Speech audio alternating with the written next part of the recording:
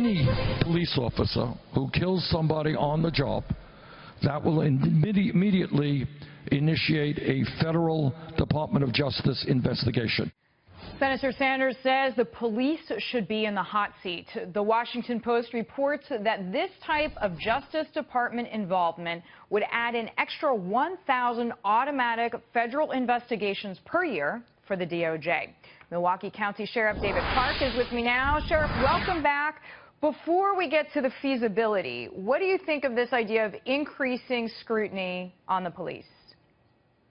Well, Deidre, police already face high scrutiny over any sort of use of deadly force as it is at the local level. That's the proper form for it. Short of some specific federal issue, the feds have no reason to stick their nose into this sort of thing. Look, Sanders is just pandering because he faces a black vote deficiency dilemma, and he knows that. So he's telling these individuals what they want to hear instead of a more responsible message of better lifestyle choices, personal behavior, keeping that in check and things like that.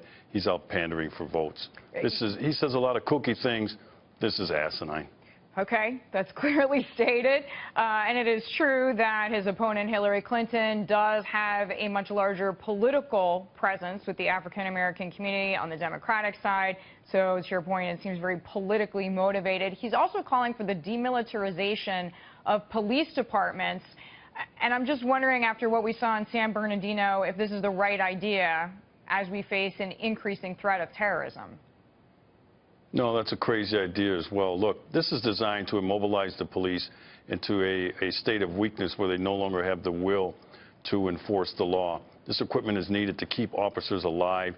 We need to make sure our officers are thoroughly equipped to handle all of these situations, and we got to get over this craziness about how it looks and ask ourselves, is this effective, and will this keep officers alive in these situations? And the answer is yes. And citizens, obviously. FBI Director James Comey saying police officers cannot work the way that they used to because they are being threatened.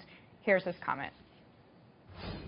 What I heard from a lot of cops when I travel around the country was something has changed in the way we do our work. Instead of getting out of their car at midnight and saying to 5 guys on a street corner, hey, what are you guys doing here? Do you live around here? They're not doing that. They're responding to 911 calls, doing their job, but not really doing their job. So, Sheriff, you're on the front lines. How do you see it? Well, Director Comey is spot on. Look, this war on police has caused officers to be less assertive and less eager to engage in self-initiated policing, which is the best policing there is, not the answering the 911 call. And what it's causing is it's causing the criminals to have the upper hand. Look at the rising crime rates. There is a nexus between what has gone on in Ferguson. It's called the Ferguson effect, Baltimore, New York, Milwaukee, and other areas where if the police do not engage in that self-initiated policing at a high level, it gives the criminals the upper hand. And you know who pays the highest price for that? Good, law-abiding black people in the American ghetto.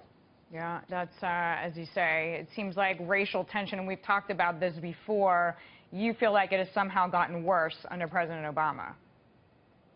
No, there's no doubt about that. He's led the course, and he's created a pathway for these individuals, these cop haters, these anarchists, this anti-police movement, to really put the police, on their heels, so to speak.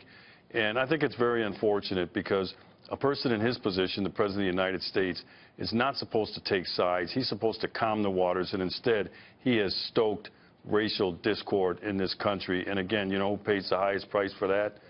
People living in the American ghetto, where the law enforcement officer is the only one that stands between them and a chance to survive all of this criminality and violence. Sheriff, thank you very much. We're glad to have you. Even though it's a bleak picture, it is realistic, and we appreciate it. Sheriff David Clarke joining me there from Milwaukee.